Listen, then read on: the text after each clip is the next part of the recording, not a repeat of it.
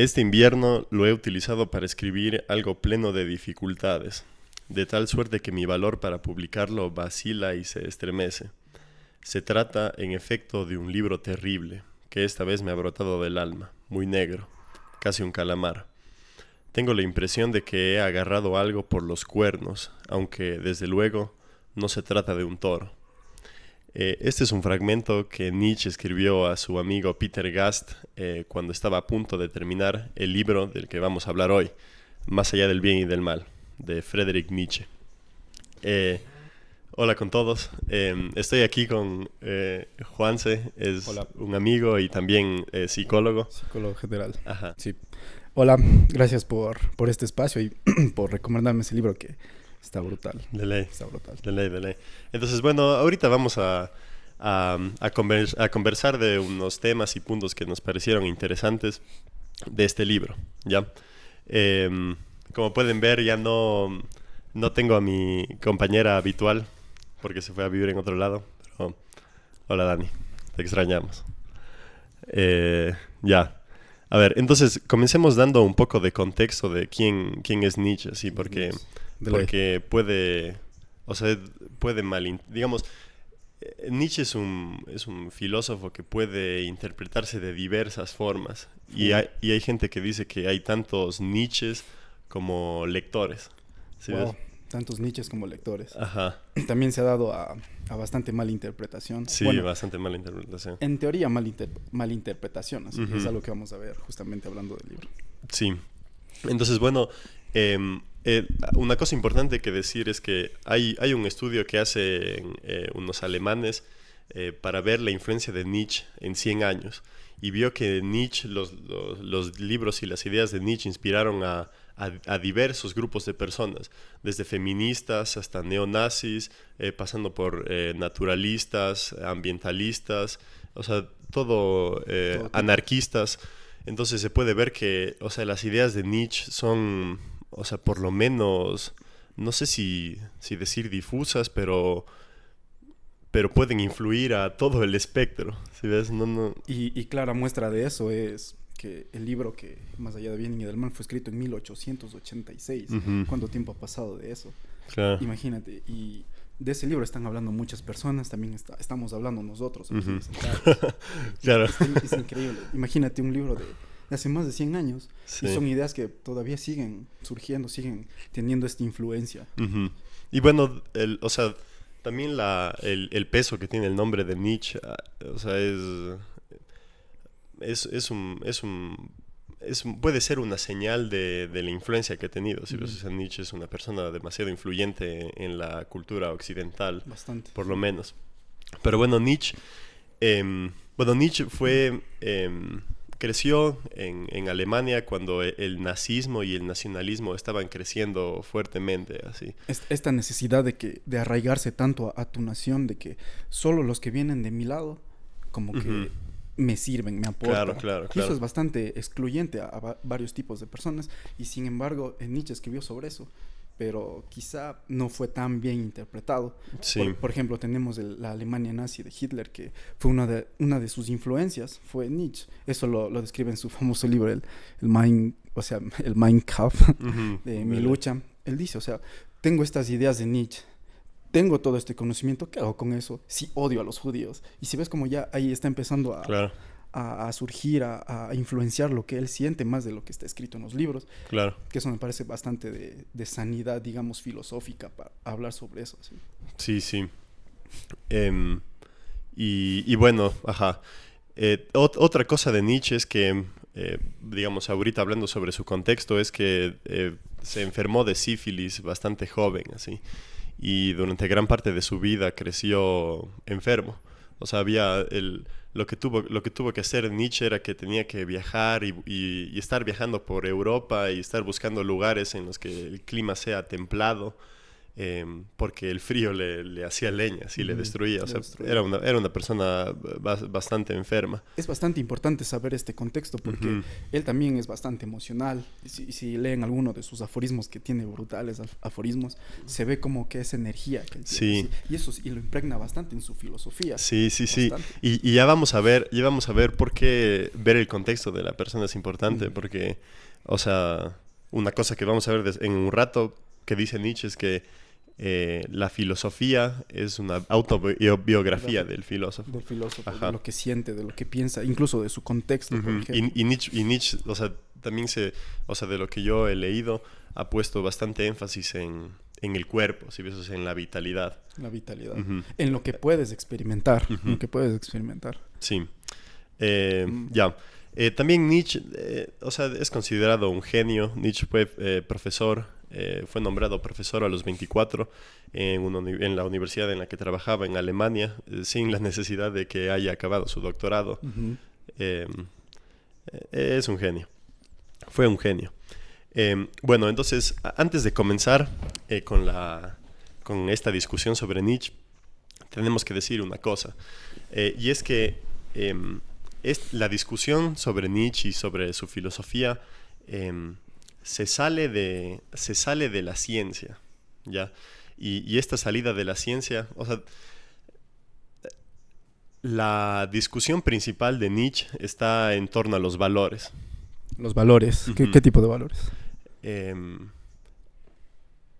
O sea, la crítica de Nietzsche y el enfoque de Nietzsche va dirigido a los valores, ¿sí ves? Ujú. O sea, a los valores de su época, a los valores que él propone, pero según él, el enfoque clave de la filosofía, o al menos de lo que yo lo entiendo, es en los valores, ¿sí ves?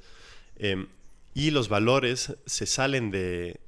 O sea, la ciencia no puede explicar los valores, o sea, porque los valores se salen de la capacidad de la ciencia. También quisiera puntualizar que los valores no necesariamente son de que llego puntual a este lugar o no sé, no voy a robar esto, así, sino que van más allá. Los valores Claro. son estas cosas que te impulsan a conseguir lo que quieres. Sí. Por ejemplo, mi valor puede ser querer ser un profesional increíble, ¿sí? Y eso me está guiando, eso me guía, y eso es lo que estudia Nietzsche, ¿sí? No nos encerremos en los conceptos así tan rígidos de valores de esto, así. Claro. Y puede confundirse el valor, así que nos dicen en la escuela, bueno, el respeto. O sea, cosas un poco superficiales, pero los valores de los que habla Nietzsche son así como que las raíces que nos sostienen. No sé, por ejemplo... Un impulso de vida. Por ejemplo, un impulso que nos llevó a estudiar psicología es que nos encanta lo que pasa en nuestra psique o estas relaciones, las redes sociales, todo eso nos encanta, y esa fue la pulsión para escoger esta carrera, porque no nos enseñan a escoger carrera. Sin embargo, tuvimos como que impulso así de estudiemos esto, porque me gusta, ¿sí? Y que me gusta eso también puede ser considerado un valor, el valor de que, no sé, me guste explorar. El valor de que, si ves, hay un valor, por ejemplo, que bastante presente en nuestra civilización actual, y es el valor de la individualidad. Si ves, entonces nosotros decimos, yo quiero estudiar lo que yo quiero, lo que a mí me gusta, y voy a seguir mi camino. Ese podría ser un valor así raíz. Si que ves está influenciando a la mayoría. Todo. Por eso, o sea, ves que influencian todas tus acciones. Digamos, en épocas anteriores, la opinión de los padres era determinante. Si ves, o sea, la familia decidía qué ibas a hacer con tu vida. Muchos conocemos casos donde, entre full comillas, personas que han sido víctimas de estos pensamientos, personas que, porque su padre fue abogado, ya fueron abogados, médicos y así. Y bueno, no sé dónde deja eso la individualidad, ¿no? Claro, pero luego vamos a ver que realmente no sabemos qué, o sea, no podríamos decir con exactitud si es que ser individualista o ser colectivista es mejor, porque... Incluso el mismo concepto de mejor. Claro, de mejor. Es que eso, el valor se ve en decir mejor, ¿sí ves? O sea, dices, yo quiero mejorar, pero ¿qué implica mejorar? O sea... ¿A dónde? ¿Sí ves? ¿A dónde? Sí. Y ese a dónde es un valor, y esos son los valores de los que critica Nietzsche. Y estos valores se salen de la discusión científica, porque los valores no son objetivos. Si ven, no podríamos decir objetivamente que es mejor ser individualista o colectivista. Uh-huh. No puedes aplicar el método científico para determinar eso. Es porque los valores no están sostenidos sobre evidencia o sobre algo objetivo, sino sobre mitología, si ves grandes relatos. Relatos. O sea, por ejemplo, podríamos decir que esto de la individualidad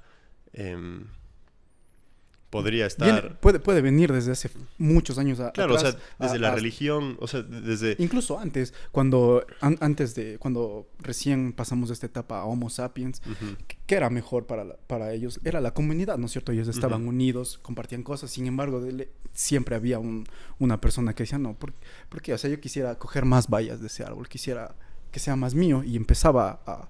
Como que incluso es hasta inconsciente esto, sí, incluso Nietzsche habla más o menos del inconsciente. Entonces, no sé, eso es bastante... Yo creo que está bastante arraigado a lo que somos como especie. Uh-huh. Y ya pues, claro. a la final somos una especie muy, muy interesante porque claro. podemos pensar, somos claro. conscientes de nosotros. Claro. Pero y si ves que los valores tienen limitaciones, ¿sí ves? Y tienen ya una dirección. Obviamente en nosotros el valor de la vida va a estar por encima del valor de la muerte, Uh-huh. ¿sí ves? Pero no porque eso sea científicamente lo más correcto, o porque eso nos dijo Dios, o porque, ¿sí ves? Sino porque seguimos vivos. O sea, la selección natural ha hecho que el deseo de permanecer vivos Uh-huh. continúe, ¿sí ves? Porque Uh-huh. como que el valor de no querer vivir, digamos, Uh-huh. murió con... ¿Sí ves? No sé si me explico, pero... Quizá esto murió pero desde el momento que somos conscientes de que estamos vivos. Pero a lo que me refiero es que si ves que hay una cadena ininterrumpida de vida y de reproducción hasta nosotros, es obvio que nosotros vamos a tener el valor de continuar con la vida, porque venimos de toda esa cadena que continúa, ¿sí ves? Pero bueno. Eso es muy lineal. Capaz lo que tú dices de que eso es como que una cadena, ¿no es cierto? Uh-huh. La cadena pierde full sentido cuando eres un ser que no es consciente de que existe. Imagínate si no tuviéramos esta conciencia así, no existiría un Nietzsche, no existirían libros, solo siguiéramos existiendo así. Claro. Entonces, al menos desde mi perspectiva, creo que el tener que pasar por esta cadena siendo conscientes de que estamos ahí ya nos pone un escalón por encima. Sí. No quiero ponerlo de que... Sí, pero así. es que no es superioridad, sino que estamos en actuamos en otro plano, ¿sí ves? Muy distinto. En otro plano, y esto nos permite, si ves, crear valores. De esto vamos a hablar en un rato, si ves. O sea, eso nos permite decidir por dónde vamos, y a través de relatos, si ves, de la conversación, de grandes historias, si ves, la gran historia del cristianismo, por ejemplo. O sea, el cristianismo... Las grandes migraciones hacia Australia que hacíamos el Homo sapiens, Uh-huh. eso también es brutal porque Sí. teníamos nuestra comodidad y solo decidimos salir Uh-huh. y explorar nuevas cosas. Eso es muy difícil que lo haga un animal así, porque imagínense ver un horizonte y un sol ahí. ¿Por qué me iría ahí si en mi isla tengo todo? Uh-huh. Un animal racional. Es que esa palabra es bastante importante, y esa línea filosófica del racionalismo es bastante importante porque creo que influye bastante lo que dice Nietzsche en el hecho de que si racionalizas todo, como que la vida pierde como que un destello, Uh-huh. así, una magia. Sí. Y aquí hay un ejemplo del corazón full interesante. Sí, esto era lo que justo iba a decir ahora. Los valores se salen del marco científico porque la ciencia puede explicar, aquí pongo un ejemplo, la ciencia puede explicar, por ejemplo, cómo es que late nuestro corazón. Si ven, dice, hay un grupo de células que se contraen sobre sí mismas, eso hace que el corazón se contraiga y ya manda sangre con oxígeno al resto de tu cuerpo para que puedas seguir viviendo. Si ven, full descriptiva. Pero la ciencia no puede decirte para qué debe latir nuestro corazón. ¿Sí ves? ¿Para qué vale la pena vivir? ¿A qué debes dedicar tu vida? ¿Por qué vale la pena morir? ¿Sí ves? Uh-huh. Eso es el trabajo de los valores que se encuentran en la mitología. ¿Sí Y ves? eso sobresale a la ciencia. Sí. ¿Qué método científico te dice cómo tienes que vivir? Claro, pues no te dice nada. Y mira, y esto más bien es literatura, ¿sí ves? Es la Pero literatura. por eso no pierde valor. Por No, ejemplo, pues. yo he visto olas de personas que dicen que la filosofía ya no sirve. ¿Para qué estudio filosofía? Ujú. Y bueno, si tienes un punto de vista un tanto, no sé, globalizado, es verdad, así ya no sirve mucho. O sea, si tienes un punto de vista, claro, o sea, sí, sí, o sea, Sí, materialista que quiere, claro. claro, no, y obviamente estamos más allá del bien y del mal, así aquí no decimos esto está bien, esto está mal, sino nuestra opinión, así. Ujú. Y el ir hacia esto hace que abandonemos estos valores, digamos, estos valores de quiero encerrarme a leer un rato, quiero escribir. Muy poca gente escribe ahora. Hay filósofos, es verdad, Ujú. bastantes filósofos, pero se centran en estos, en estas discusiones más entre relacionar lo biológico y lo filosófico. Por ejemplo, el problema duro de la conciencia, en el cual todos los científicos buscan saber cómo las personas interpretan las cosas según las ven, Ujú. ¿sí? Pero igual siguen conectándolo a lo biológico. Por ejemplo, otro ejemplo al corazón puede ser el amor. El amor puede ser una amalgama de hormonas, de neurotransmisores, pero también para los griegos el amor era la belleza, como que lo trascender hacia lo bello, y no necesariamente era el acto sexual, por ejemplo. Ellos les encantaba ver lo bello, así, y pueden fijarse muy bien esto en las obras clásicas, así, Ujú. no sé, Miguel Ángel, y pintores, así. Claro, Ujú. claro, claro. Buenas. Sí, claro. Entonces, ahorita vamos a hablar de algunos temas de los que toca Nietzsche. El primero que vamos a hablar es el de la verdad. La verdad. Es Wow. es el problema que plantea Nietzsche sobre la verdad. Espera, antes de que hablemos de la verdad, Ujú. quisiera así que las personas que vean esto piensen que es la verdad para Bájale un ellos. poquito. Ya, Ya, dale. lo siento. Quisiera que las personas que vean esto digan, ¿qué es la verdad para mí? Por favor, eso es lo más básico que tienes que hacer para leer a Nietzsche. O sea, bueno, eso es lo que Ujú. pienso yo. Porque nosotros nos hicimos esa pregunta y podíamos irnos 5 o 6 horas dando conceptos y al Claro, final lo que es la verdad para ti, para mí es distinto. claro. Y ahí se como que se explica esto. Sí, sí, y yo creo que, o sea, para leer filosofía, y al menos también en esta parte en la que vamos a tocar el tema de la verdad, por ejemplo, si ves, Ujú. hay que, hay que tener la mente demasiado receptiva, si ves. Hay una frase, por ejemplo, en la Biblia, que una vez yo leí así, estaba leyendo así por curiosidad, Ujú. en la que decía así como que tú no, o sea, no creas que sabes algo, así, si ves. No creas que que lo que sabes es eso, ¿sí ves? Ujú. O sea, relájate un chance, relájense un chance, y tengan o sea, la mente abierta a... Nada, aceptemos que no sabemos nada, así. No sabemos nada. O sea, Seamos humildes. o sea, de ley seamos humildes, pero es que en serio no sabemos nada. No sabemos cómo funciona el sistema económico, no sabemos cómo funciona el dinero, las Ujú. relaciones. ¿Sí ves? Todos estamos aquí como que queriendo obtener éxito, pero ni siquiera sabemos si es que eso es lo que queremos. Ujú. ¿Sí ves? Es verdad, O sea, es verdad. nadie sabe qué está pasando. ¿Sí ves? Pero vivimos dentro de un paradigma que Pero te dice. vivimos dentro de un paradigma que dice, bueno, este es el camino, eso es lo que está pasando. ¿Sí ves? ¿Sí Y ves? entonces esa sería tu verdad. Ese Seguiría siendo tu verdad. eso sería una verdad así colectiva, Ujú. compartida. Ujú. Pero para lo que vamos a hablar, derrumbemos eso un rato ya.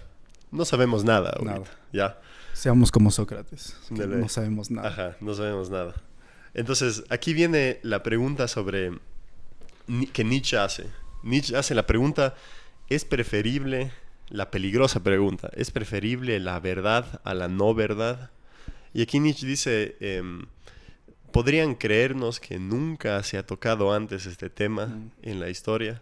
¿Sí ves? Porque Nietzsche como que dice que todos los filósofos y todas las ciencias y todo se ha construido sobre la creencia de que la verdad es mejor Ujú. que la no verdad.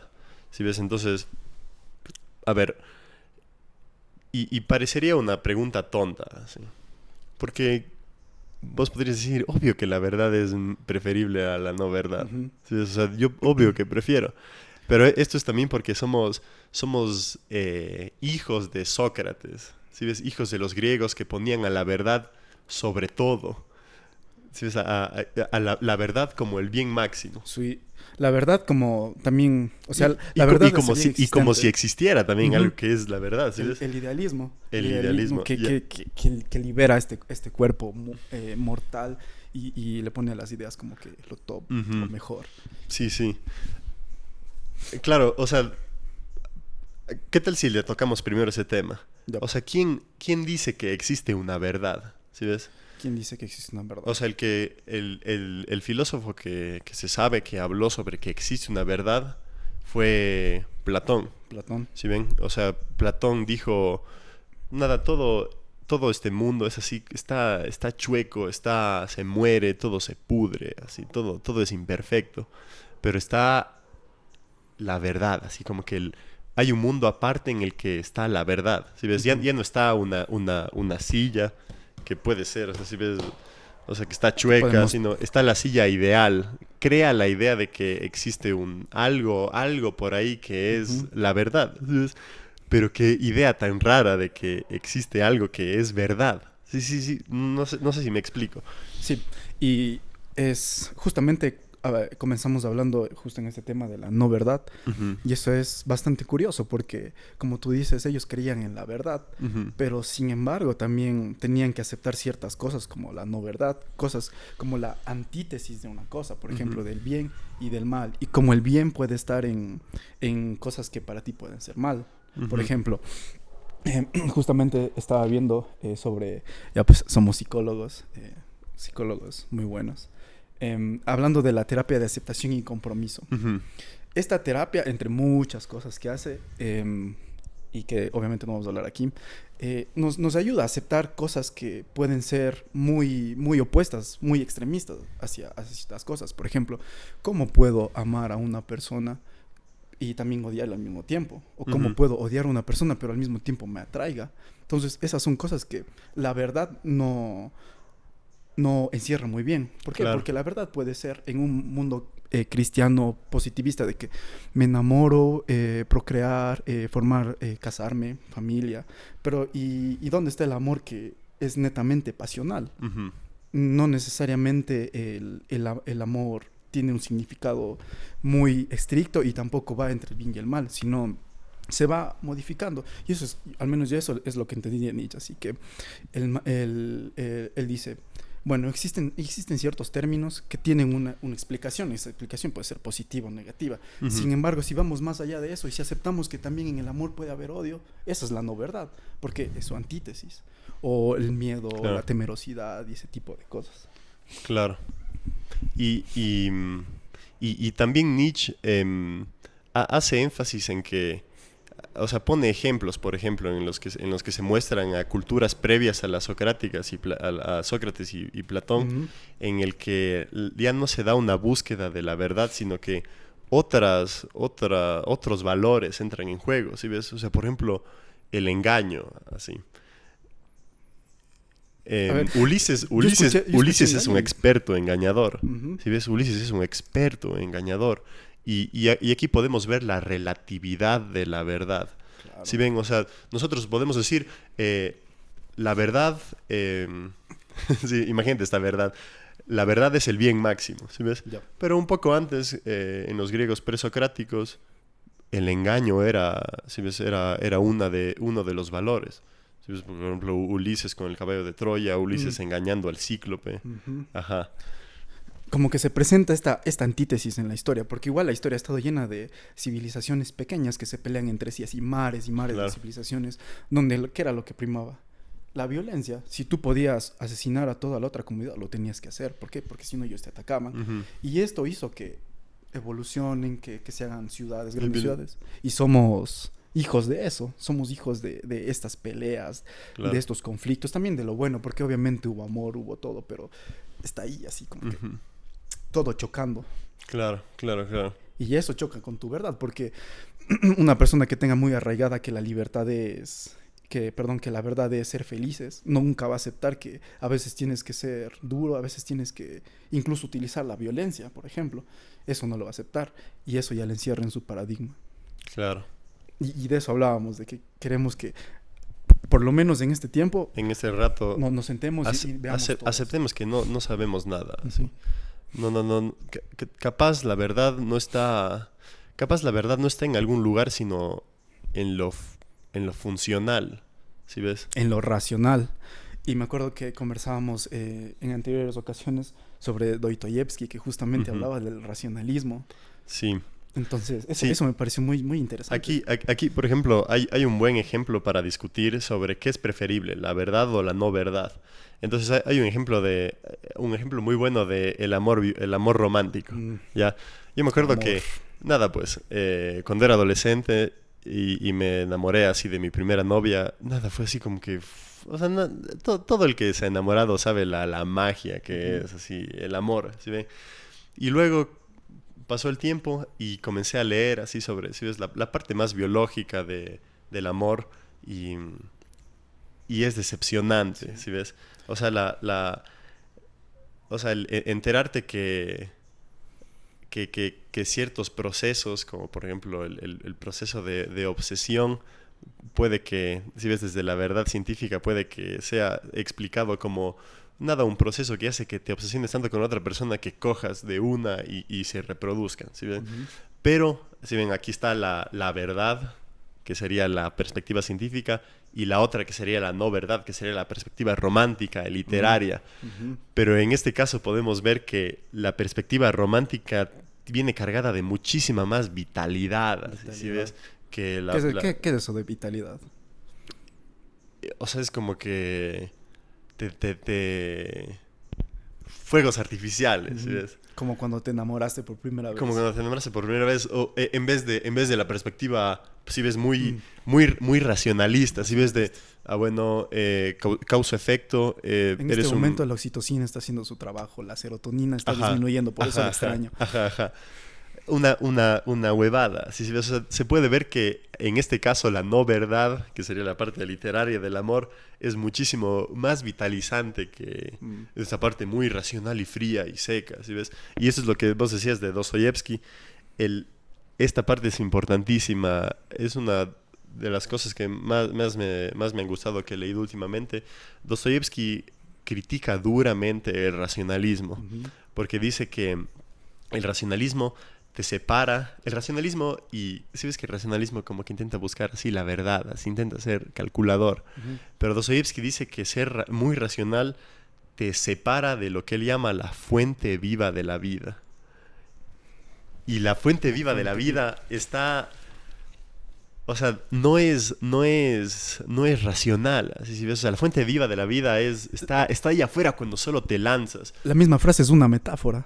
Es una metáfora. ¿Por qué no es la fuente de la vida? ¿Por qué él dice la fuente viva de la vida? ¿Por qué no puede ser una fuente así tranquilita? Claro, no, pues la fuente viva es una fuente que burbujeante, ¿sí ves? O sea, efervescente. Nada, fuegos artificiales, ¿sí ves? Si es que seríamos racionales, ya no saldríamos de esta casa, no grabaríamos este podcast, diríamos, no, es mucho riesgo. Así, mucho riesgo, me voy a exponer mucho. Me voy a exponer mucho, voy a decir alguna huevada que probablemente vamos a decir o ya dijimos. Eso es aceptar la no verdad también. Y una cosa que tenemos que saber es que el ser humano es un ser completamente irracional. Nosotros descendemos de personas de seres humanos que vivían tranquilamente en su lugar, pero decidieron meterse a mar abierto en un bote hecho con unos panas, ¿sí ves? Con sus panas, a buscar otro lugar. O sea, solo tienes que saber, pensar cuántas personas entraron y desaparecieron en el Pacífico y el Atlántico antes de encontrar Madagascar o Australia. ¿Sí ves? O sea, estamos locos, o sea, pero esa locura, esa irracionalidad es la fuente viva de la vida. O sea, imagínate, estos manes que zarparon, fue la aventura de su vida. Si sabían que iban a estar meses sin comer, quemándose, no lo hubieran hecho. Claro. ¿Y qué hubiera pasado? Capaz no estábamos aquí, capaz no existíamos. La cadena alimenticia estuviera liderada por otra especie de animal. Entonces, eso es full interesante, ¿sí? Que la fuente viva de la vida, eso es lo que más me llamó la atención y justo te decía, de que estaba pensando en esa frase, de que la fuente viva, no dice la fuente, porque cuando me dices una fuente yo al menos me imagino así, una fuente tranquilita, así como que el agua fluyendo. Y pero fuentes, ves, hay flujo. Cuando dices viva es como que salen incluso pescados, claro, se va por el agua, llueve, así, entonces yo creo que eso es... La fuente viva de la vida nos lleva más allá de lo racional. De lo racional, porque claro. lo racional nos lleva a encerrarnos en este paradigma de la verdad. Sí, es este paradigma de la ventaja. Si ves, es como que pones en una balanza y dices, ¿qué es más ventajoso? Pero y ahí viene otra vez, si ves, ¿ventajoso para qué? ¿Sí ves? ¿Para qué sería ventajoso hacer esto, por ejemplo? O sea, hacer un cuadro así. ¿Sí ves? O sea, estoy seguro que la persona que hizo esto, obviamente puede o no puede ser, le gustó Nietzsche, le gustó dibujar, le gustó lo que escribió y solo lo hizo. ¿Y para qué lo hizo? O sea, ¿para qué eso serviría? ¿Sí? Obviamente, obviemos que quizá lo venda, ¿sí? Pero ¿para qué lo hizo? ¿Por qué yo escribiría algo que me buscó? Eso no es nada racional. Sin embargo, tiene un valor increíble, así, incluso un valor creativo. Y eso decía Nietzsche, ¿no? Que la no verdad también tiene un valor full creativo, un valor full creativo. Sí. Imagínate. La no verdad como fuerza creativa. Él mismo, él utilizaba esto de, él escribía sus libros, ¿no es cierto? Pero no los compartía con nadie. Dostoyevsky también, creo que si no estoy mal, ahí sí puedo decir una huevada, pero ya. Pero... Si ves, él le motivó a escribir, no sé, a pintores a hacer sus obras de arte increíbles. Sí. Y claro, o sea, la no verdad como fuerza creativa. Esa es otra frase importantísima. A ver, la primera que dijimos, ¿cuál era? Es preferible la verdad a la no verdad. La no verdad. La otra sería la no verdad como fuente creativa. Pongamos un ejemplo full actual. ¿Ya? Una no verdad como fuente creativa una no verdad como fuente creativa, el dinero. ¿Sí ves qué es el dinero? El dinero no es un buen o sea, el oro, digamos, ya. Es que ahorita ni siquiera tenemos, ya, pero verás, el oro. Pongamos el oro. El oro no es un buen conductor, no sirve para hacer herramientas, no sirve para nada. ¿Sí ves? No tiene ningún... El oro sí es buen conductor. Bueno, pero lo digamos que no, Chano. pero Calas no se puede comer, no. ¿Y por qué es tan valioso entonces? Solo porque si ves, hay relatos, si ves, hay no verdades que lo vuelven valioso. Y ahora ya no tenemos oro, ya casi no tenemos ni billetes. Ahora solo son píxeles en nuestro celular que nos dicen cuánto dinero hay en nuestro estado de cuenta. Lo que más vale ahora son las criptomonedas. El dinero es un relato compartido, es una no verdad compartida, pero es funcional. ¿Sí ves? Pero pueden ver el poder de la no verdad como como fuerza creativa. Claro. Como ejemplo puede ser, tengo hambre y la verdad sería voy a comer algo. Y en nuestro paradigma de no verdad, lo ficticio es, tengo hambre, quizá no estoy en mi casa, tengo dinero y con eso puedo obtener alimentos, ¿sí ves? Algo ficticio hace que cumpla mis expectativas, entonces está influyendo directamente en mi verdad. Sin embargo, si el dinero perdiera valor, si esa verdad dejaría de funcionar, ¿cómo sería la sociedad? Por eso Nietzsche también puntualiza en algo muy importante, que si bien existen verdades y no verdades, estas suelen llegar a ser útiles para la persona. Sí. Tienen su nivel de utilidad. Claro, tienen su nivel de utilidad. Y como vos dijiste, al ser conscientes, si ves, estamos actuando en otro plano. Somos creadores también. Por ejemplo, Nietzsche admiraba muchísimo a Homero, porque a través de la literatura, si ves, y de la mitología, era un poder creador, creaba valores. Si ves, por ejemplo, Ulises, el mismo Ulises, si ves, el mismo Ulises que le ponía ridísima al valor de la inteligencia práctica, ¿sí ves? Napoleón también. Gengis Khan. Pero sí ves que Ulises es un personaje ficticio. Pero igual ese valor ya se creó. ¿Sí ves? El valor, o sea, el gran poder de la no verdad. ¿Sí ves? Ya creó un valor, que es la inteligencia práctica. Incluso hay un dato medio curioso, que no existe evidencia de que Homero haya existido, ni de que él haya escrito eso. Ahí ya está algo más ficticio que está influyendo en algo también ficticio, ¿sí ves? Entonces es como que... Claro, amalgama de y cosas. también, yo qué sé, por ejemplo, Jesucristo, ¿sí ven? El rostro de Jesucristo es el rostro más conocido e impreso de toda la historia. Y ni siquiera sabemos si existió o no. Bueno, Jesucristo, la evidencia dice que existió, pero de ahí al que tenga rasgos caucásicos. Claro, y claro, eso, claro. es muy... Y si ves, como que seguimos en esa ficción, porque estoy seguro que muchas de las personas que están viendo esto tienen algún crucifijo o alguna foto en algún lugar Ujú. de Cristo. Y eso es ficticio o es verdad. ¿Eso es ficticio o es verdad? O incluso Es que vas a una iglesia y ves la misma claro. imagen de Jesús. Y si no es verdad. Es que Y si no fuese así, ahorita también vamos a discutir si ves, o sea, si es que existe o no la verdad. A ver, entonces, Nietzsche se plantea la pregunta sobre la voluntad de verdad. O sea, porque todos los filósofos y los científicos dicen que buscan la verdad de forma desinteresada. Ahora vamos a hablar de la búsqueda desinteresada de la Ojo, verdad. eso de desinteresado es muy curioso, porque Ujú. luego vamos a hablar de los sesgos de los filósofos. Sí. Vamos a ver que... Entonces Nietzsche hace la pregunta, ¿es la verdad la que está allí esperando a que la descubramos? ¿O somos nosotros los que queremos construir una verdad? ¿Quién es Edipo y quién es la Esfinge? ¿Ya? ¿Quién es de Edipo y quién es la Esfinge? Entonces Nietzsche pregunta aquí el deseo desinteresado. Si ven este desinteresado, el man dice, ¿puede salir algo tan puro como el desinterés de criaturas tan egoístas como nosotros? Sí, Bueno, más que egoístas, criaturas que al final y al cabo quieren seguir su ciclo de vida. O claro, quieren... pero eso es medio egoísta, ¿sí ves? Sí, bastante. Claro, o sea, yo bueno, no sé obviamente basándonos en nuestra concepción y nuestro concepto de egoísmo, pero... Pero es que la naturaleza es egoísta, ¿sí ves? O sea, un árbol crece a expensas del llano que no está creciendo donde está, ¿sí ves? O un tigre sobrevive porque se come a otra cosa, ¿sí ves? Pero es que eso yo creo que va más allá de lo volitivo, de la voluntad. Por eso Nietzsche habla de la voluntad de poder, porque un animal puede, digamos, asesinar al líder, a sus hijos y a sus hembras, ¿no es cierto? Pero eso lo hace por instinto, porque tienen que sobrevivir.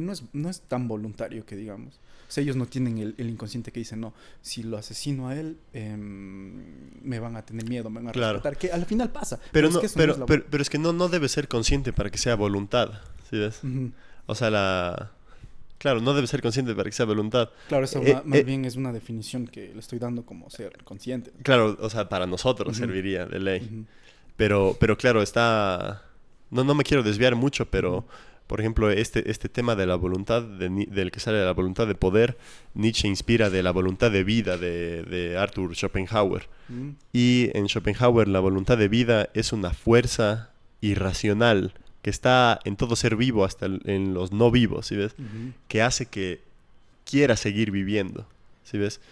Esa es la voluntad, o sea... La voluntad de vida, pero es que irracional e inconsciente y... Claro, pero mira lo que dijo él, lo que justamente me contaste de que dijo, encontré todo lo que busca el humano, que es como que la voluntad de vivir. Era eso lo que me comentaste, ¿no es cierto? Era que estaba Kant, que fue un antes y un después en la filosofía. Y Kant dice que hay el fenómeno, que es lo que nosotros percibimos. O sea, por ejemplo, yo percibo esta hoja. Esas hojas, ajá. Pero yo con mis limitaciones, ¿sí ves? Yo soy un ser limitado que puede percibir con la mano, ¿sí ves? Que es una cosa que se va a podrir, ¿sí ves? No es como que sea Dios como para sentir, ¿sí ves? Y con la vista, que mi vista solo puede percibir solo un cierto grado de... Yo no puedo percibir ni rayos gamma, ni rayos X, ni rayos ultravioleta. Claro, pero yo no. Entonces... ¿Sí ves? Entonces Kant dice, está el fenómeno, lo que yo percibo, y está la cosa en sí a la que no podemos llegar porque no somos... Dios, no somos un ángel, ¿sí ves? Y me llamó mucho la atención cómo te describiste, así como que con un chance de desprecio. Es como que no veo bien, no siento bien. Es que somos despreciables. Y justamente esa es la pregunta. Es que somos despreciables y hay que despreciarnos un poco porque y eso es lo que hace Kant. Nos estamos desviando un poco, pero ya nada. Eso es lo que hace Kant, lo que se dice que hace Kant en la filosofía. Produjo tuvo un efecto copernicano. Copérnico lo que hizo fue quitarle al planeta Tierra del centro del universo. Y lo que hizo Kant es decir, oye, tú no eres nada, ¿sí ves? O sea, te estás pudriendo. No es como que puedes llegar a la cosa en sí, ¿sí ves? Que sería la verdad de Kant. Sino, oye, o sea, tú estás limitado por tus 5 sentidos. ¿Sí ves? Puede que... porque tenemos 5 y porque no tenemos 50. ¿Sí ves? Es totalmente arbitrario. O puede haber un animal que tenga un molusco, que tenga una visión un brutal. sentido, ¿sí ves? El tacto. ¿Sí ves? Tenga una neurona que responda, que sienta, y una neurona motora, ¿sí ves? Que tenga un sentido. Entonces Kant dice, ¿por qué ¿sí ves? Entonces el Kant dice, ¿por qué la perspectiva tuya del ser humano debe ser es más importante que la del molusco? Si ves, te quita del centro. Dice, no, tu perspectiva es tan válida como la de un ratón, o como la de una hormiga, o como la de un insecto, o como una bacteria. ¿Cómo una bacteria percibe esto? ¿Sí ves? Sabes que creo que él, al igual que Nietzsche, como que te quiere ponerlo, como que te quiere quitar el piso. ¿Te acuerdas que hablábamos de eso? Como que tenemos una concepción muy, muy arraigada de lo que tenemos que hacer, de que incluso somos, yo mismo lo dije, que estamos en la cabeza de la cadena alimenticia, que bueno, es verdad. Sin embargo, como decías, así, ¿cómo puede salir un deseo de buscar una verdad? Claro, ¿cómo puede ser ese deseo? De un ser deseo tan impuro. Ajá. ¿Por qué de nosotros? Justamente nosotros.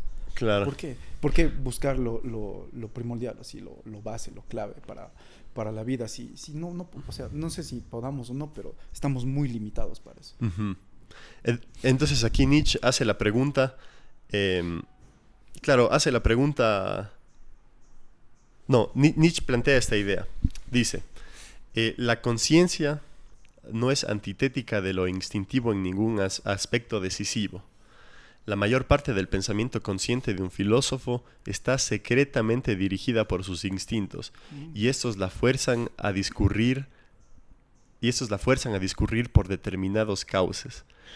Entonces Nietzsche hace una observación que luego con la neurociencia y con investigaciones psicológicas se demuestra, y es que no es que nuestra conciencia sea algo separado de nuestro cuerpo, si ves que está ahí ideal, así, no es una conciencia platónica, sino es una conciencia que existe en nuestro cuerpo, ¿sí ven? O sea, si es que nosotros nos enfermamos, ya nuestra conciencia se altera, ¿sí ves? Verán, pensamientos fatalistas, sí es algo grave. Pensamientos fatalistas, ese es un ejemplo perfecto. Y aquí hay otro ejemplo, hay un estudio que se hace en jueces. Unos investigadores querían descubrir qué es lo que hacía que un juez determine que una persona vuelva a la cárcel, o sea, se quede en la cárcel o salga. Y entonces estaban viendo diferentes variables. ¿Qué es lo que hace que este man decida que una específica persona se quede o se vaya? Yo pensándolo ahorita desde el racionalismo que me invade, que es mi paradigma, diría, en base a las leyes. En base a las leyes o en base a un criterio, si ves que tiene. ¿Y cómo fue el estudio? Y lo que muestra el estudio es que el mejor factor que predecía si es que este juez se dejaba adentro o no de la cárcel era cuántas horas habían pasado desde la última vez que comió. ¿Sí ves? Entonces... ¿Desde que comió? Desde que comió. O sea, el juez se dejaba adentro porque tenía hambre. ¿Sí ves? Si estaba cabreado, si estaba enojado. Entonces, o sea, en el gráfico es el goce. Se puede ver cómo... en la mañana, cuando recién entra el juez, las probabilidades de que te saquen son altas. Y van bajando, hasta que son prácticamente cero a las 12 del día. Luego el man come y ¡blic! Vuelven a subir, ¿sí ves? Pero cuando vos le preguntas al juez... O sea, después de que comen, suben. Así. Claro, porque ya comió de nuevo, ¿sí ves? Wow. Pero entonces vos podrías coger a un juez de esos y preguntarle, oye, ¿por qué le dejaste adentro a esta persona? Y este juez, si ves... con su conciencia, si ves, elevada, ilustrada. Elevada, ilustrada e independiente, si ves, desinteresada, su conciencia desinteresada, te diría, oye, yo le dejé y te dice alguna filosofía alguna filosofía o algún libro que leyó en la universidad, ¿sí ves? Pero en realidad lo que determinaba era el hambre. Esta observación ya la hizo Nietzsche, ¿sí ves? Dice, la conciencia no es antitética de lo instintivo en ningún aspecto decisivo. La conciencia no está aparte de todo lo que no está aparte de esta carne, ¿sí ves? De este cuerpo.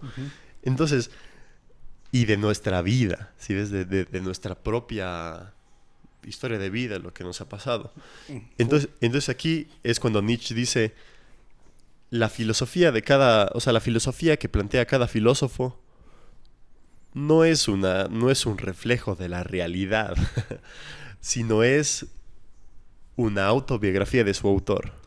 No es la verdad, ¿sí ves? Sino es la autobiografía de su autor. Y aquí Nietzsche pone algunos ejemplos. Pone, por ejemplo, a Kant.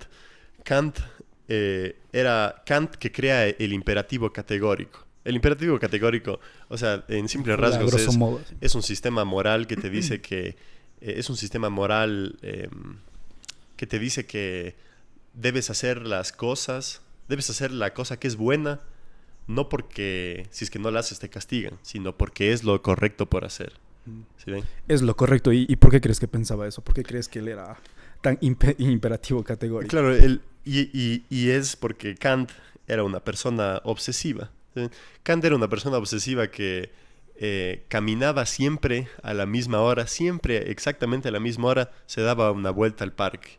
Ahí está una historia en la que dicen que un día se dañó... Verídica. ¿Sí es verídica? Es verídica, sí. Que un día se dañó el reloj del pueblito donde vivía Kant y la gente esperó a que pase Kant caminando para volver a calibrar la hora. Wow. Entonces, imagínate lo metódico, lo mecánico, lo obsesivo, es obsesivo. ¿Sí? Y eso se traduce a sus libros. Por ejemplo, el más famoso, La crítica de la razón pura, es una condensación de teorías, incluso de palabras medias rebuscadas. Sí. Pero es que a él le gusta, ¿sí? Le gusta tener ese orden. Y entonces... Y su sistema moral, ¿sí? O sea, el sistema moral es rígido. Kant... Bueno, hay que mencionar que era católico, cristiano. Era cristiano. Sí. Pero entonces, si ven cómo en el caso de Kant, la forma en la que es Kant, eso dice Nietzsche, la forma en la que es Kant se ve reflejada en su filosofía, que no es la verdad, sino es su autobiografía. ¿Sí?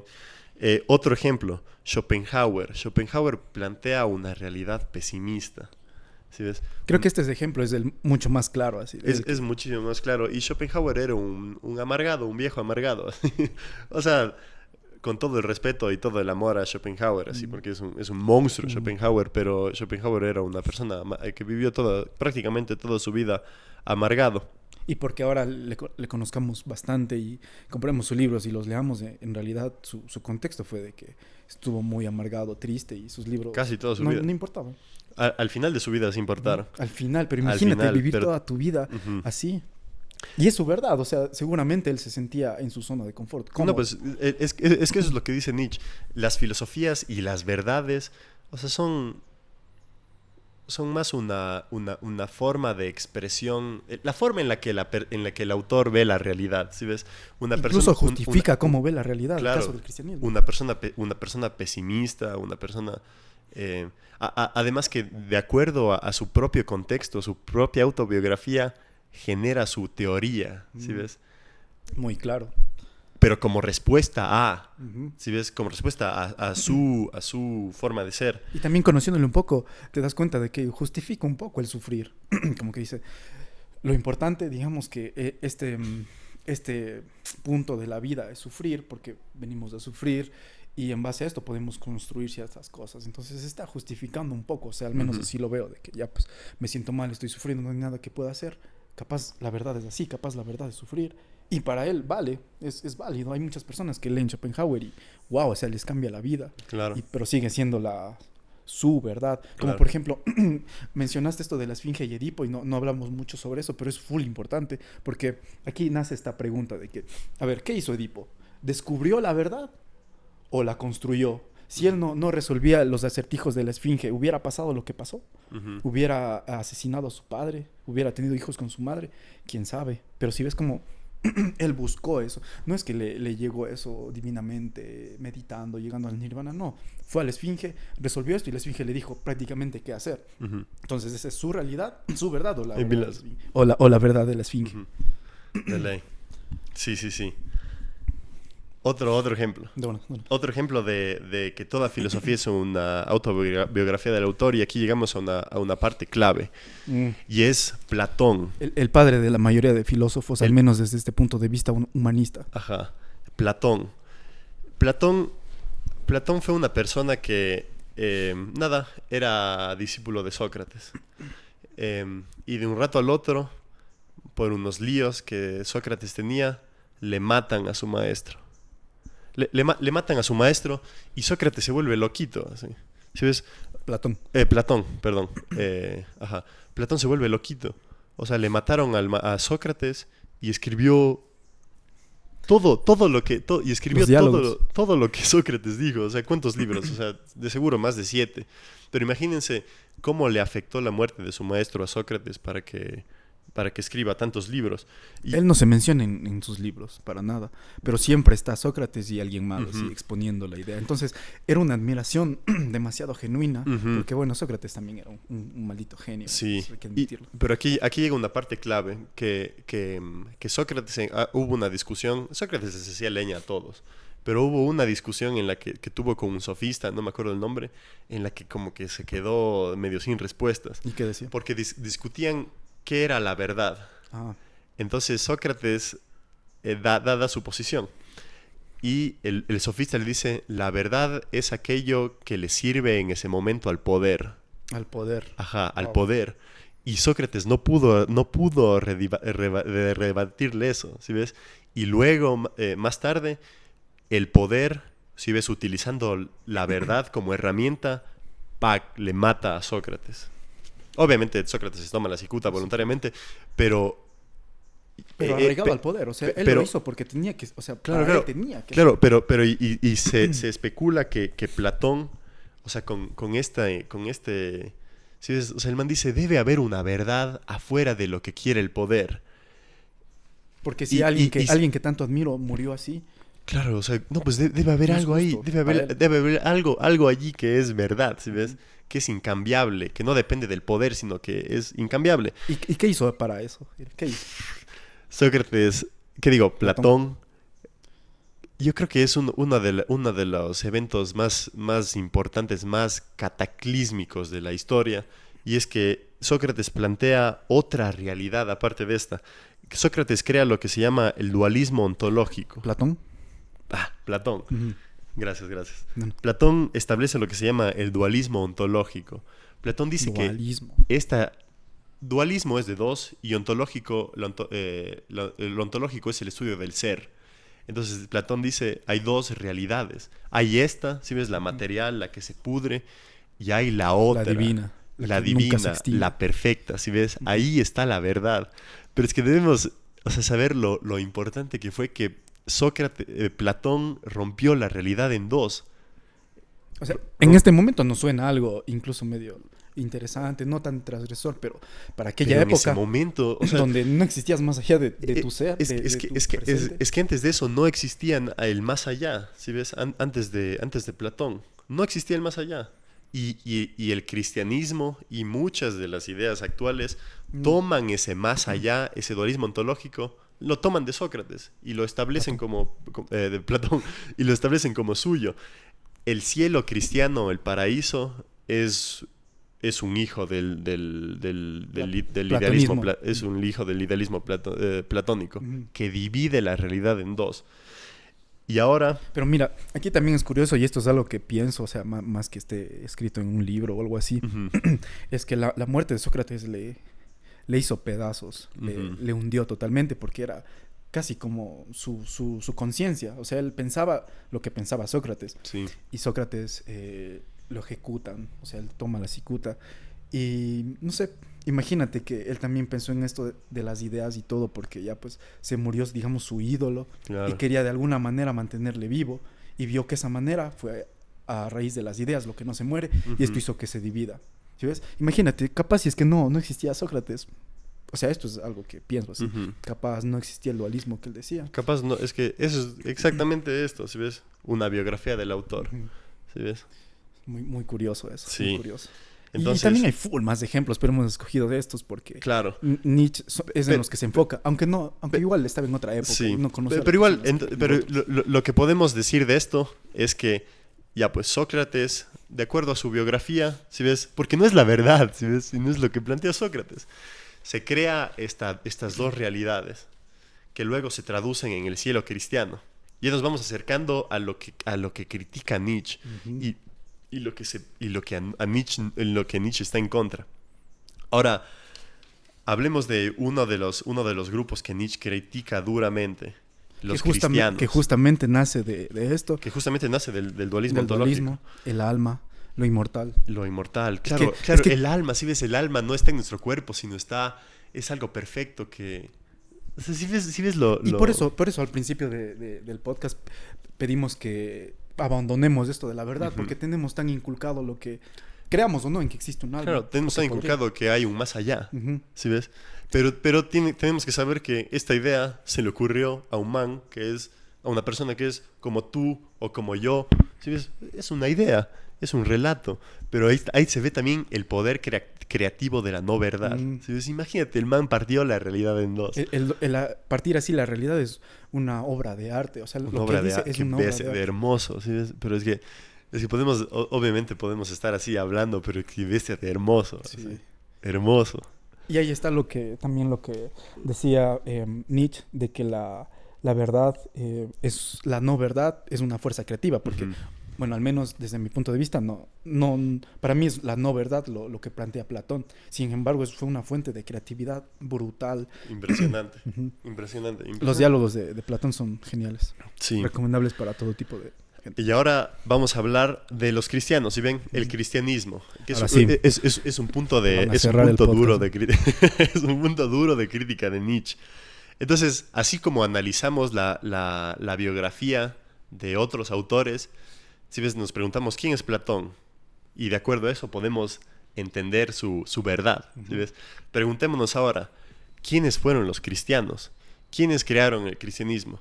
Y aquí Nietzsche hace un estudio hace un estudio de la historia. Era filólogo, él se basaba bastante, era filólogo, se basaba bastante en lo escrito, me imagino que leyó muchas veces la Biblia, tanto lo canónico, lo no canónico. Sí. Y eso... No, pues y la historia o sea, es bien sabido en la historia que los cristianos eran demolidos por los romanos. ¿Sí ves? En la Roma imperial, cuando el cristianismo aún no era muy fuerte y no se había establecido como la religión principal. Más o menos unos 60 años después de la muerte de Cristo. Ya. A los cristianos les hacían leña. ¿Sí ves? O sea, vos habías dicho cómo era que les decían, oye, solo tienes que... Sí, eso es muy interesante y curioso. Hasta dónde te lleva la fe y tu verdad. Porque... las personas que se catalogaban como cristianos eran ejecutados siempre ante leones, gladiadores, pero el emperador les daba la chance de que le tiren algo así, una moneda, algún impuesto, que ese impuesto significaba que él está en lo más top y que no existe nada más aparte de él, y no lo hacían, literal podían botar un centavo, el valor que le damos nosotros de un centavo, y no lo hacían. ¿Por qué? ¿Por qué estaban tan arraigados a esa verdad? Claro. Pero ellos... Pero les torturaban, ¿sí? O sea, les cogían y les metían a los cristianos en los campos estos de entretenimiento y les ponían con 3 leones, así. ¿Sí ves? Y les hacían leña los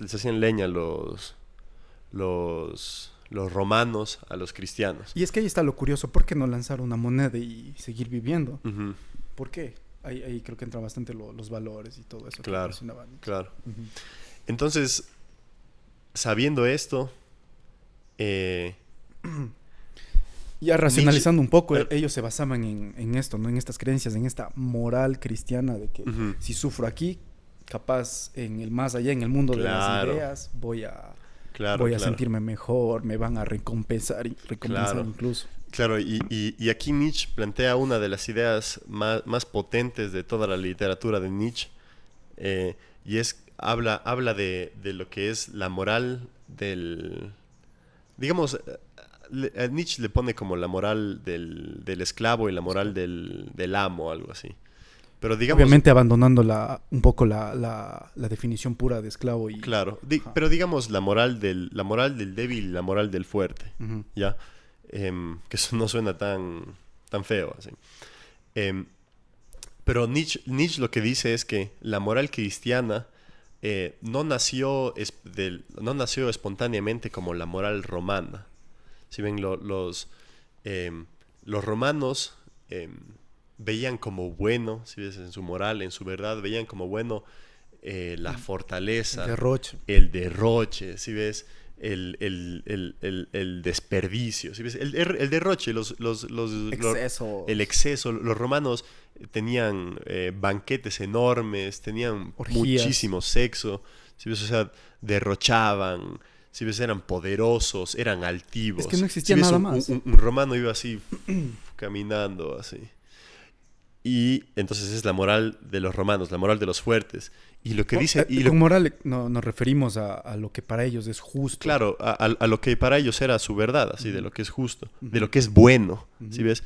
En cambio, Nietzsche dice que la moral de los cristianos nació no por espontaneidad, sino por contraste. Los manes dijeron, todo lo que son estos manes, estos romanos, todo eso está mal, ¿sí ves? Lo que somos nosotros, eso es lo que está bien. ¿Sí ves? O sea, fue una moral de contraste. Entonces ahí salen, por ejemplo, los valores del cristianismo como la humildad, ¿sí ves? No matar, no robar. Y la humildad, ¿sí ves? Porque en contraste a la altivez romana, ¿sí ves? O sea, Pero ellos veían malo eso porque sufrían.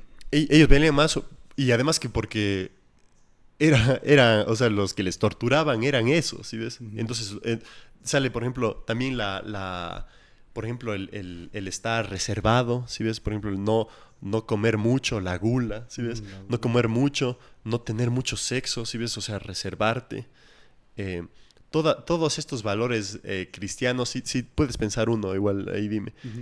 Todos estos valores cristianos que salieron por contraste de los valores romanos. ¿Sabes qué? Pensé ahorita lo de la fuente de la viva de la vida. Justamente a mí me encaja full esta moralidad como que fuente de la vida, ¿sí? ¿Sabes? Si no hay, no estoy diciendo que asesinen ni roben para nada, ¿sí? Pero si es que le quitas quizá esto un poco la violencia a la paz o la intranquilidad, estás yendo en contra de algo que quizá te pueda gustar o quizá anheles, porque yo estoy muy seguro de que las personas que defendían el cristianismo, algunas o bastantes, también hubieran querido tener la vida de un romano, por ejemplo. Sin embargo, sus valores o lo que les inculcó el cristianismo, dice, no, eso está mal. ¿Y qué pasa cuando algo que te gusta te dicen que está mal? Lo tienes que llegar a satanizar, claro. Literal satanizar, porque te gusta, pero claro. no puedes aceptarlo, entonces tengo que odiarlo. Pero es que si ves que esto es otra cosa que dice Nietzsche, es que ellos, claro, ellos quisieran así la gloria. Era solo que la gloria no estaba aquí. Si ves, no estaba en este mundo, sino estaba en otro. Si ves, estaba en el más allá. Ahí está el dualismo ontológico. Si ves, no está aquí en este mundo, sino está en el otro. ¿Sí ves? Entonces, aquí viene una de las partes clave que Nietzsche critica durísimo del cristianismo, y es este escapismo, ¿sí ves?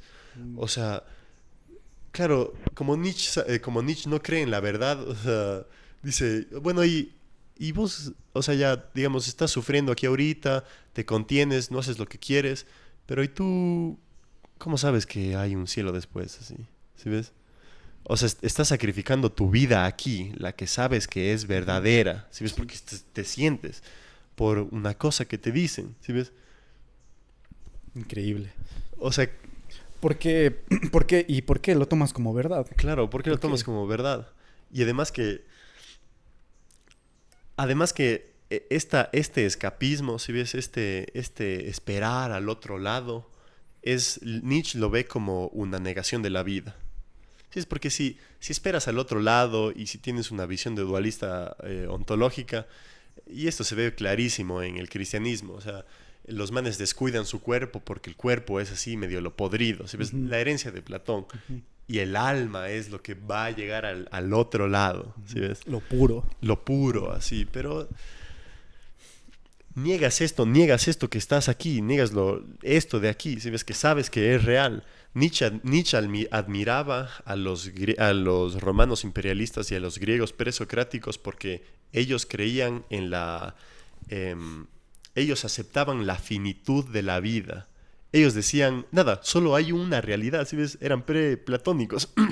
La realidad está, la gloria está aquí, cabrón. Sí, la gloria está aquí. Y aquí esos manes tienen esto que es el amor fati. Y así justifican su verdad de derroche, de claro, violencia. claro. Si todo está aquí en este mundo, entonces... Claro, ¿por qué te vas a aguantar algo? ¿Sí ves?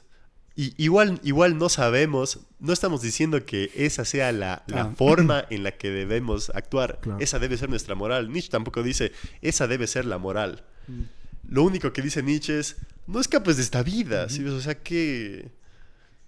O sea, es vitalicio. ¿Sí ves? ¿Por qué esperar? ¿Por qué esperar a la gloria? ¿Por qué esperar Claro, no, o sea, puedes jugártela si es que crees que hay un más allá, pero... Pero el riesgo es perder la única oportunidad que tienes de ser consciente. La única oportunidad que tienes en la existencia de, ¿sí ves? En el infinito universo. De experimentar la efervescencia, así, fuegos artificiales, enamórate, es un orgasmo, así, de ley. Que eso incluso también estaba pensando ahora que cristianismo, iglesia católica incluso satanizan bastante también el amor, pero desde el punto de vista pasional. Claro. Sí, que si el amor no es para fines reproductivos. Es que sí ves que el cristianismo se aleja del cuerpo. Se aleja del cuerpo. Se aleja del cuerpo. Todo lo corporal pasa a ser un poco sucio, un poco... bastante, diría yo. Un poco bastante. O sea, un poco... O sea, pasa a ser... así, si ves lo carnal, es así medio... Eso es medio del diablo. Solo mira cómo se vestían. Digo de chiste, pero no, así sí. es. Así es. Y en nuestro contexto, al menos, eso se cumple siempre. Solo imagínate las vestimentas que utilizaba un romano o una romana, así que era ropa ligera, no tan tapada. Si ahora pienso una monja, cómo se viste. Una monja lo que puede o no puede hacer. Los sacerdotes primero no pueden tener sexo, no pueden tener familia, no pueden tener pertenencias. Y esa es su verdad, pero... Claro. Y Nietzsche decía, ¿por qué te arraigas a eso? Claro. ¿Por qué buscas eso si a la final estás siendo uno más del rebaño? Como que eres una ovejita más que se mete ahí y está en el paradigma de la gloria está más allá. Y eso te hace limitarte bastante. Incluso la no verdad, como dijimos, es esta fuerza creativa. Incluso te puede limitar a eso. Claro. Imagínate un Nietzsche católico, cristiano, nunca hubiera escrito nada de estas cosas. Si no estuviéramos en este momento. Entonces es bastante curioso eso. Y aquí viene... aquí vamos a hacer una pregunta a ustedes. A las 3 personas que están hasta ahora aquí. Las 3 cuentas fake de aquí. De ley. Y la pregunta es...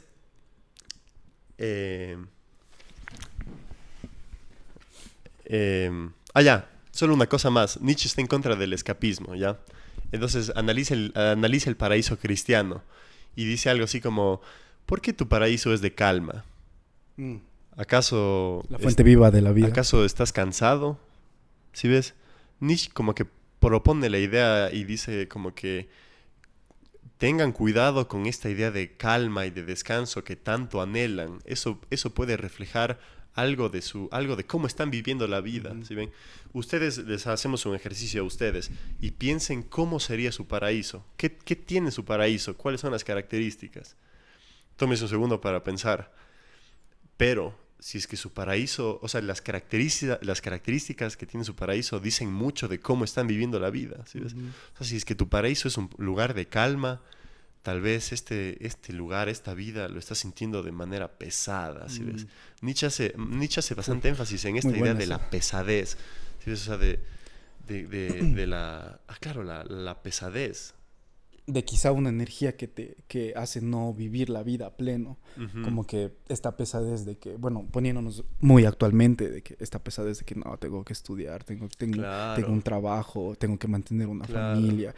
Y son cosas que quizá un poco niegan lo que dice Nietzsche, porque a la final lo que yo entendí es que tú eres un ser pensante que está libre a través de muchas personas que están dentro de muchos paradigmas y tú tienes la posibilidad de salir de ahí, pero también llevas cargas y estas cargas pueden ser tu moral, tus virtudes, tus defectos, tus costumbres, y eso te puede añadir pesadez, pero esas costumbres, valores, efectos vienen también de un paradigma cristiano, de un paradigma, no sé, judío, así de que te dice cómo tienes que vivir. Entonces ese cómo tienes que vivir es lo que te pone ese peso encima, y esa, al menos para mí, es esa pesadez de que no puedo moverme. Incluso si estoy en la fuente de la vida, voy a estar en la fuente viva, seca, así. No va a haber turbulencia. Pero y claro que aquí viene, es que si ves que esa es la realidad que nos tocó vivir, ¿sí ves? Aquí viene, por ejemplo, esto del amor fati. ¿Sí ves? Acepta la vida tal cual te llega, pero no... No es que voy a aceptar que me maltraten. Claro, o sea, claro, es como que acepta, pero haz todo lo que puedas para... ¿Sí ves? Esa es una cosa también importantísima del pensamiento nietzscheano y de la admiración que tiene a la tragedia griega, ¿sí ves? Y es que los personajes de la tragedia griega, pongamos por ejemplo Edipo, ¿sí ves?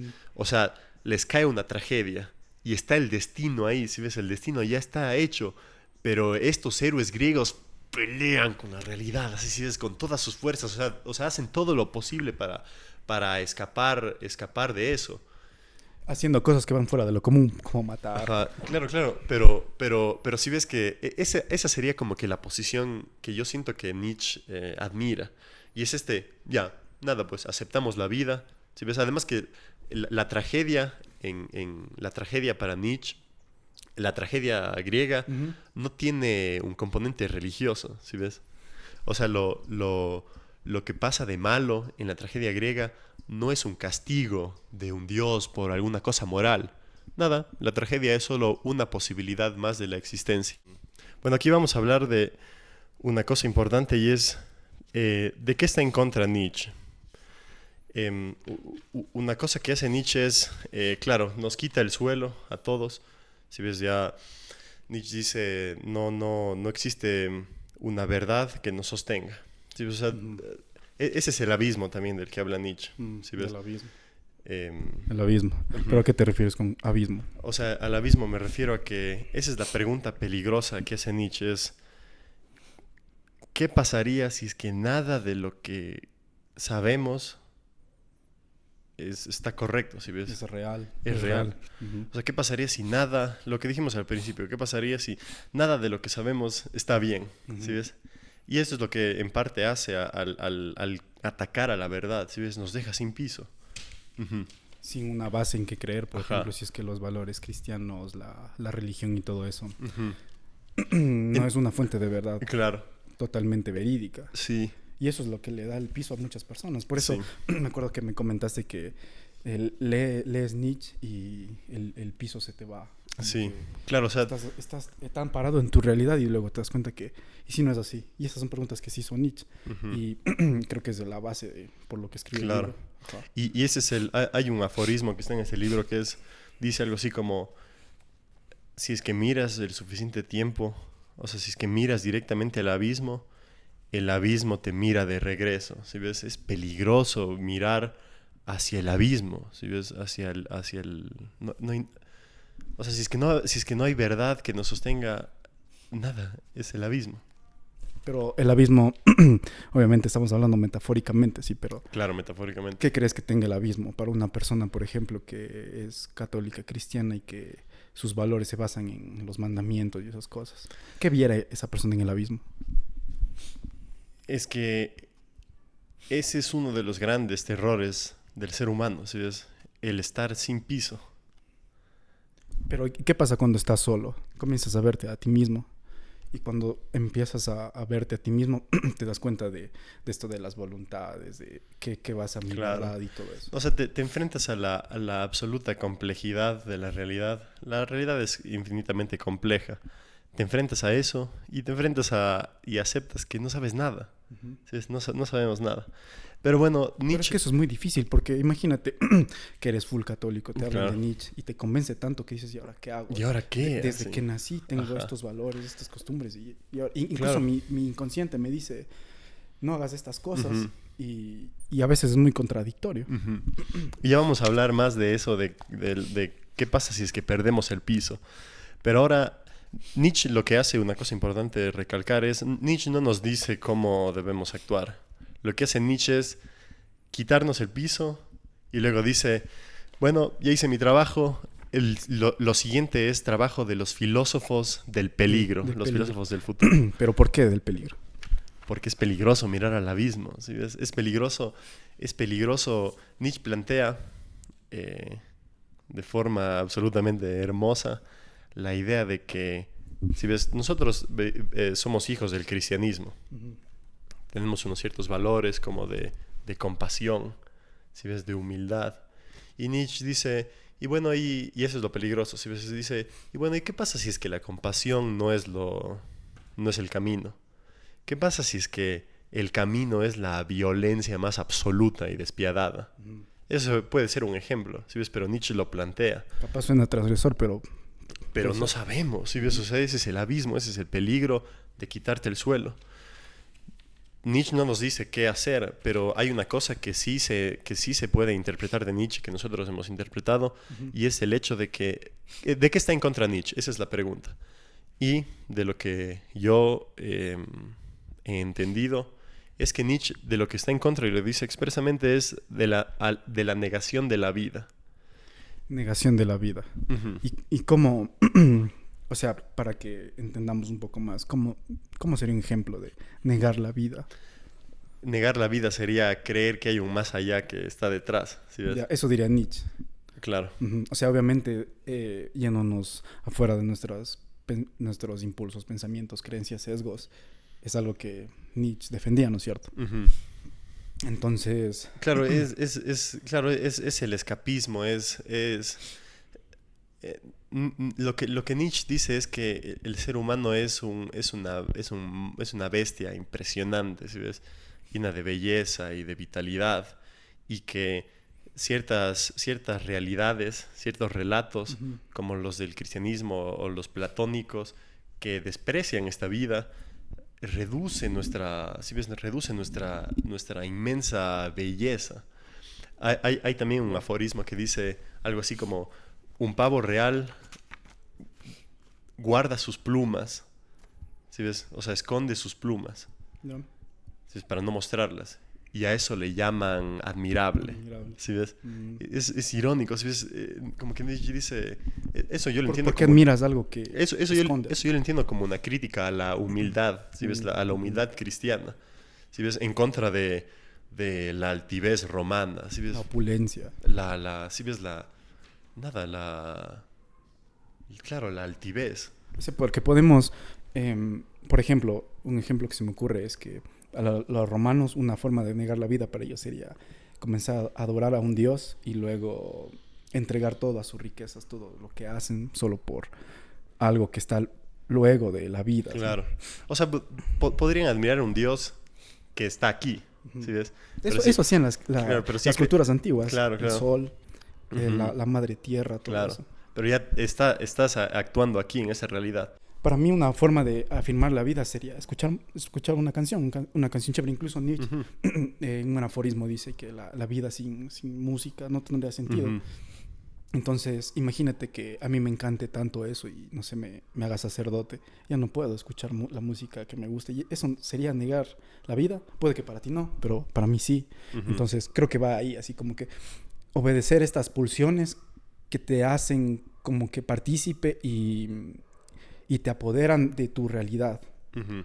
Porque la realidad en sí no... Si te preguntas qué es la realidad, no vamos a tener nunca una respuesta a eso. Porque a la final muchos autores dicen que la realidad es nada. Sin embargo, Nietzsche dice, mejor podríamos preguntarnos para qué sirve. Uh-huh. Por ejemplo, ¿para qué sirve el cristianismo? Si no me deja escuchar las canciones que me gustan o no puedo tener una familia. Eso Claro. Sería negar lo que quiero, mis pulsos, mis pulsiones, mis deseos. Y eso iría en contra de mi voluntad de poder. Que incluso eso me hubiera gustado mencionar antes, que la voluntad, al menos la que define Nietzsche, tiene bastante que ver con estos términos de Freud y de Jung, que lo complementó del inconsciente. Que para ellos el inconsciente no es más que una serie de impulsos, creencias, todo lo que dije, Uh-huh. pero que no somos tan conscientes de ello. Sin embargo, eso está modulando nuestra volición, está modulando nuestra voluntad. Claro. Eso es parte del yo y esas cosas. Incluso lo que dice Jung de tantas personalidades que existen, los arquetipos, madre, del guerrero, así. Entonces, esas son cosas que están dentro de nuestro inconsciente. Son relatos que están en nuestro inconsciente. Y eso está modulando lo que queremos. Por ejemplo, imagínate que... Sí, y relatos de acuerdo a valores. Valores. Por ejemplo, de el guerrero. ¿El guerrero qué es? Él es una persona fuerte, es una persona valiente. Y esos son también valores inculcados por ciertas religiones, por ciertas creencias, que sin embargo no necesariamente influyen en lo que totalmente en lo que la persona hace, porque imagínate que, al menos lo que dice Jung, una persona puede tener tanto su versión masculina como femenina, y eso se integra. Entonces no eres totalmente masculino, no eres totalmente femenino, sino todas estas series de rasgos de tu personalidad están modulando tu realidad.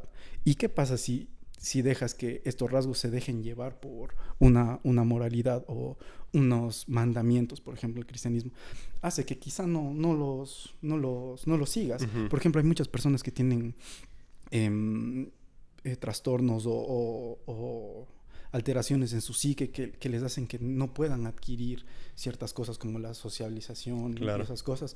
Entonces, Pero si ves que hay una utilidad en tener un encuadre, en tener un algo que te diga qué es lo que tienes que hacer.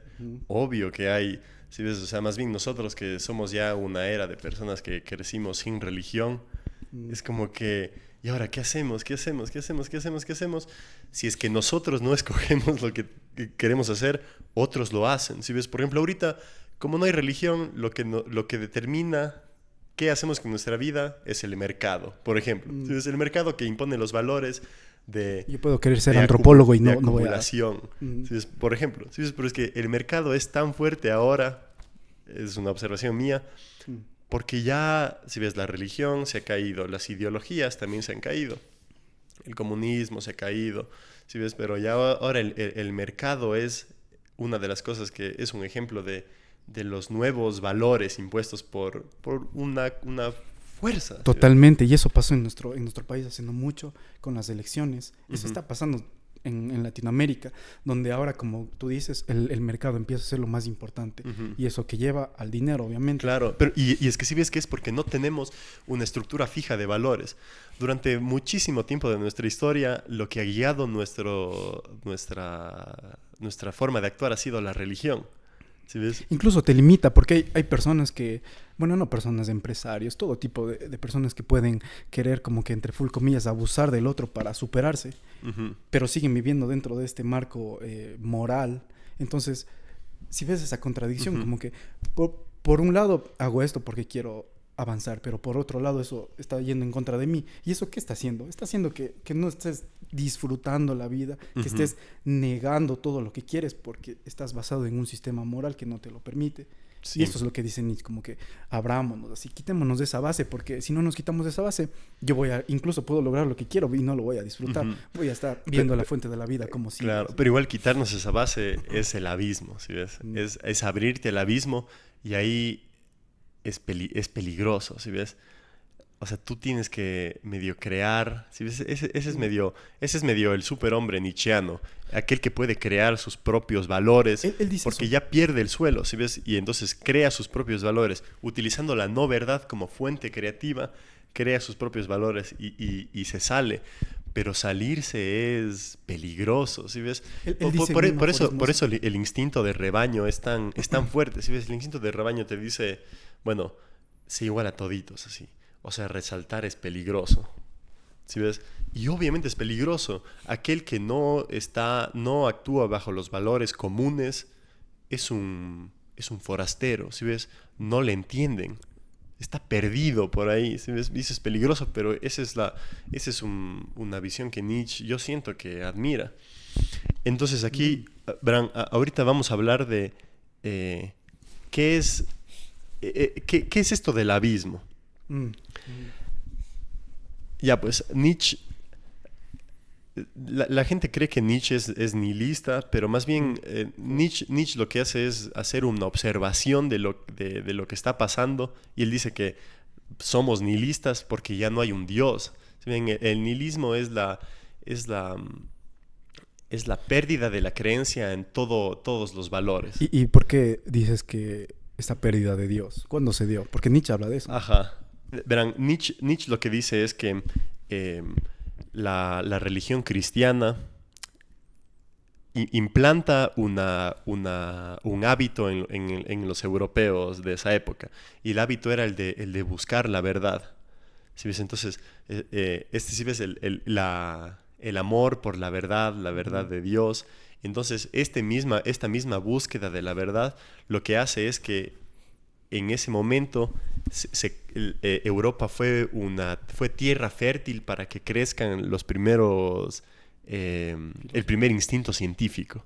¿Sí ves? Entonces lo que pasa luego de que se crea estas ganas de buscar la verdad y de que se cree el método científico, nada, surge la ciencia, y luego la ciencia se mira desde dónde sale. ¿Sí ves? Mira abajo y ve que sale de la religión, de la mitología, pero ve que la religión y la mitología no están sostenidos sobre nada, con nada basado en evidencia. ¿Sí ves?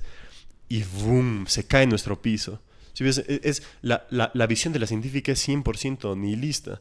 Por ejemplo, es facilito... Por ejemplo, esta es la visión científica de tú y yo. Yeah. Somos un grupo de átomos que interactúan entre sí. Estos grupos de átomos forman moléculas, que forman células, que tienen una relación simbiótica entre ellas, y esta relación simbiótica crea órganos, que tienen una relación simbiótica con otros órganos, que crea nosotros. ¿Sí ven? O sea, pero esta visión está muerta. O sea, es una visión árida de nosotros. ¿Sí? Podría ser. Te apuesto que la misma somos un bicho que está flotando en el espacio. ¿Sí ves? Sin ningún propósito, sin nada.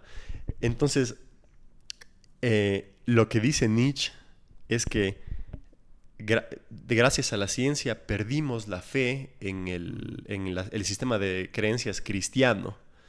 Pero eso no es lo único, eso no es lo más grave. No solo perdimos fe en el sistema de creencias cristiano, perdimos fe en todos los sistemas de creencias. Es como que... si se cae el más fuerte. Claro, es como que decimos, oye, si se cae Dios, ¿qué va a hacer que no se caiga cualquier otra cosa que dice cualquier persona? ¿Sí ves? ¿En qué confías luego de eso? Claro, ¿en qué confías? ¿En qué confías luego de eso? Entonces, bueno, Nietzsche ya hizo su trabajo, que sería dejarnos sin suelo. Nos deja en el abismo. Ahora, nosotros no somos nadie, digamos. ¿Sí ves? Somos personas curiosas que quieren saber así, si ves, también para ayudar a otras personas. ¿Qué es lo que se puede hacer? ¿Qué existe más allá de lo que hemos visto? Claro, ¿qué existe más allá del abismo que rompe Nietzsche? Entonces, vamos a dejar este podcast hasta aquí, pero prometemos que nosotros vamos a meter la cabeza y mirar hacia el abismo. Vamos a meternos en el abismo y vamos a intentar como que articular qué es lo que se hace ahora. Si ya nos quedamos sin suelo, ya no tenemos nada. Lo que Nietzsche dejó claro, bastante, muchas tareas. Deja tareas. La tarea es descubrir, ¿y ahora qué? ¿Sí ven? ¿Y ahora qué hacemos? Sí, lo que yo pienso que es real en realidad es solo autoconfirmaciones de cómo el contexto ha influenciado en mí y de mis ideas. Entonces, ¿qué hago? ¿Qué hago? O sea, si ya la realidad en sí ya no me pertenece, porque ya pues cuando tú tienes una creencia, o sea, valga la redundancia, crees que te pertenece algo. Por ejemplo, si yo fuera cristiano católico, me pertenecería el cielo, por ejemplo. Pero, ¿qué pasa si se me cae eso? ¿Y ahora qué me pertenece? Claro. Pero entonces, ¿para qué buscar qué es la realidad? Sino, ¿para qué me sirve? ¿Para qué me sirve creer en esto? ¿Para qué me sirve, en este caso, usar el bien? ¿Para qué me sirve en este caso usar el mal? O sea, el mal. Para decir qué se hace ahora, se necesita crear un nuevo esquema, ¿sí ves? Unos ciertos valores que vayan de acuerdo a algo. No, tenemos algunas bases como la afirmación de la vida. Claro, tenemos algunas bases y tenemos también conocimientos como psicólogos. Es importantísimo. La psicología es bastante funcional. Es útil. Entonces, nosotros les prometemos mirar al abismo, entrar al abismo, aceptar esta destrucción de la verdad y para el próximo episodio volver con algo útil, un qué hacer. Si ven, vamos a intentar continuar con la tarea que Nietzsche nos dejó, que es la nada. Y ahora vamos a descubrir y les vamos a contar en el próximo episodio qué es lo que debemos hacer. ¿Ya? Desde una perspectiva bastante... desde una perspectiva, o sea, literalmente desde una perspectiva, no desde que... Claro, pero no, pues hay que intentarlo, ¿sí ves? Hay que volverse artista de valores. Y como psicólogos de profesión vamos a intentar decir qué se puede hacer, cuál puede ser la forma de vivir. Es una tarea pesada y durísima, pero es. Desde el principio dejamos claro en que soltemos la verdad, al menos para escuchar esto, y eso es muy difícil. Ahora imagínate soltar la verdad y inmiscuirte en todo lo que te rodea. Salir de ahí va a estar un poco difícil. Y ya pues esperamos poder salir, ¿recuerdas? Sí. Bueno, entonces muchas gracias por ver este episodio y nada, estén atentos al próximo. Gracias.